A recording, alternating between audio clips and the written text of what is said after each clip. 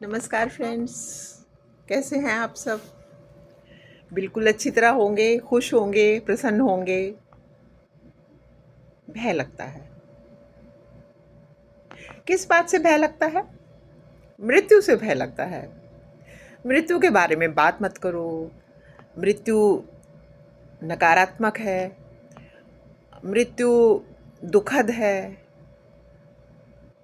कुछ भी नहीं है। ना नकारात्मक है मृत्यु, ना मृत्यु दुखद है, ना मृत्यु अंत है।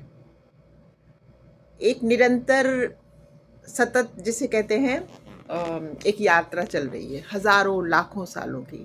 जैसा कि आप सब जानते हैं, ऐसा तो कोई है नहीं जिसको पता नहीं है। एटलीस्ट जिस धर्म से मैं बिलोंग करती हूँ तो उसमें तो 100% लोग जानते हैं कि 84 लाख योनियों का एक चक्र चल रहा है, जिस चक्र में हम भी हैं।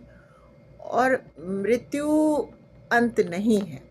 मृत्यु एक ब्यूटीफुल सी थिंग है कि आत्मा जो है जिसे कहते हैं फ्री होती है। हम एक न्यू कपड़ा पहन के खुश होते हैं, तो आत्मा को भी राइट है कि जो कर्म वो करने आई है पृथ्वी पर वो करके जाए, कुछ देर विश्राम करे यदि उसकी इच्छा हो, और पुनः नवजीवन प्राप्त करे। तो जब हम सोल हैं और हम एक पर्पस से आए हैं, निश्चित समय के लिए आए हैं, निश्चित अवधि के लिए आए हैं, सब कुछ हमारे टास्क हमें पता है, हमें क्या करने हैं, लेकिन हम भ्रमित हो रहे हैं, तो इसमें मृत्यु का क्या दोष है?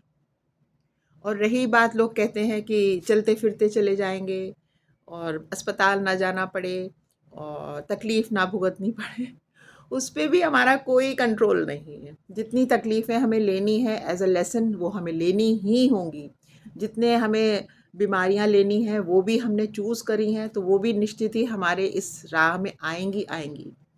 अस्पताल जाना है तो डेफिनेटली हम जाएंगे ही जाएंगे। लेकिन फिर भी जब एक भगवान हमारे साथ में है, हम भगवान के अंश हैं, तो हर चीज़ तो दुविधा पार हो जाएगी ना। और रही बात मृत्यु के बाद शोक करने की, तो शोक किस बात का करें? किस घर में मृत्यु नहीं हुई है? जिस दिन से ये खेल चल रहा है भगवान जी का, सृष्टि रची गई है, ये लीला चल रही है हमारे भगवान की, उस दिन से हर जीव आ रहा है जा रहा है, आ रहा है जा रहा है, एक लहर के समान जा रहा है और एक लहर के समान फिर से आ रहा है। बस बार बार नया चोला, बार बार नव जीवन, बार बार नए वस्त्र।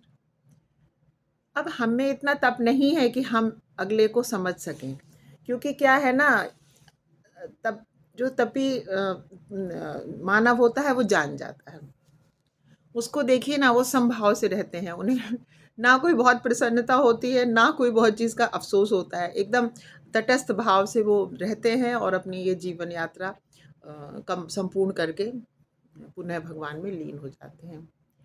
और यदि हम अपने भगवान पे पूरा विश्वास करते हैं, हमें ये पता है कि हम उसी अविनाशी का अंश हैं, अ, तो फिर हमें कोई प्रॉब्लम नहीं। ये बार बार हमारा उन पे विश्वास करना और बार बार अविश्वास वोट करना, ये तो बिल्कुल भी उचित बात नहीं है। इसका मतलब कि फिर हम तो कंडीशनल उसको भगवान को मान रहे हैं कि अच्छा अच्छा भगवान जी कर रहे हैं, तो भगवान जी बहुत हमारे ऊपर कृपा कर रहे हैं। और जो हमारे ही कर्म दुख बन के हमारे जीवन में आ रहे हैं, तो भगवान जी तुमने ये क्या किया? ऐसे नहीं चलता है। या विश्वास रखिए या विश्वास ना रखें हम लोग। ये बीच की धार में चलने से तो कुछ भी नहीं होने वाला है। और जैसे कि आजकल हम भी सफ़र में ही हैं, कहीं आए हुए हैं, ऐसे ही ये ज़िंदगी का सफ़र है। तो अभी जो सांसारिक सफ़र से 4-6 दिन के बाद जब हम लौट के अपने घर जाएँगे, तो क्या हमें अफ़सोस हो रहा है या हमें दुःख हो रहा है? एक निश्चिंता का भाव होता है कि अरे एट लास्ट घर पहुंच गए। बस ऐसे ही हमारी बैकुंठ धाम में वापसी होनी है। तो वो तो जैसे कहते हैं अल्टीमेट है। वो तो जैसे कहना चाहिए बिल्कुल, जिसे कहते हैं बहुत ही सुंदर जगह है।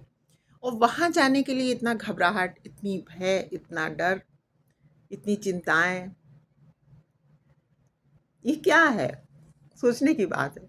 मुझे ऐसी बातें सुन के बहुत हंसी आती है। मृत्यु की बात करो तो लोग कहते हैं भगवान ना करे, ऐसे ना कहो, ऐसे ना कहो, नेगेटिव बात मत करो। कभी सोच के देखिएगा कि जब हम अपने घर लौट के जाते हैं, तो या ये कहीं टूर से, कहीं घूम के, किसी काम से जाते हैं, तो घर पहुंचना क्या कोई नेगेटिव थिंग होती है? कोई नेगेटिव बात होती है? सोचिए, सोच के देखिएगा। और यदि हम अपने वास्तविक घर जा रहे हैं, जिसको कि यहाँ पे लोगों ने बहुत से नाम दे रखे हैं, मृत्यु, पंचतत्व में लीन हो जाना, शरीर पूरा हो जाना, तो ये कहाँ से नेगेटिव हो सकता है? मुझे तो मृत्यु बिल्कुल सकारात्मक लगती है, मानो हमारी एक और यात्रा संपूर्ण हो जाएगी। सोच के देखिएगा इस बात को आप लोग। आज के लिए इतना ही फ्रेंड्स। आपने सबने मेरी बातें सुनी। Thank you so much. God bless you all and नमस्कार।